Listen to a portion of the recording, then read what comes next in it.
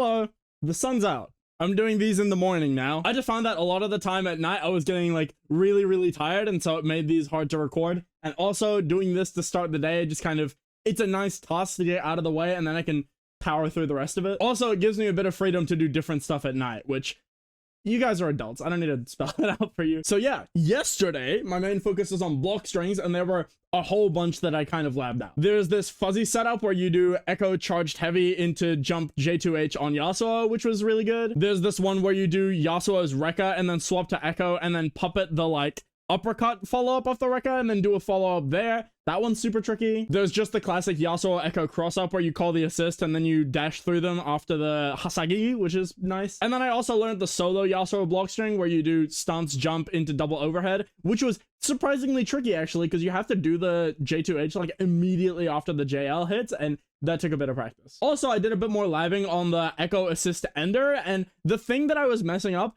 I just needed to have faith that the JS2 was going to hit them into the time winder and start charging the roll through like immediately. I was way too slow on that, and that definitely messed everything up. And then going into matches, these block strings were surprisingly tricky to implement. Not necessarily because it was hard to find myself in these situations. I mean, people block attacks all the time. It's just they're not like combos where there's kind of a set timing to them. The whole point of the block strings is that you're mixing up your timing throughout in order to hit them, right? And that definitely made it really tricky to implement. But I kind of have a level of comfortability with them for now, and so I'm going to be able to just use them in matches more often, and as I keep using them, I'll get more and more comfortable. Like, I did hit a number of them, so it's not like that was the issue. It's just they rarely felt as impactful as they could have been, you know? So while that was a little sobering, I did have a nice pick-me-up in that I managed to hit the Echo combo at the end. It's really not even that hard, but it just makes me feel so sick whenever I do it. It's just such a flashy combo. We also got a bit of information on patch notes that are coming out, specifically that Teemo, Echo, and Yasuo are going to get nerfed, which, yeah, that makes sense. Here's what I personally hope for their nerfs, because I do think that they're mostly in the right place, but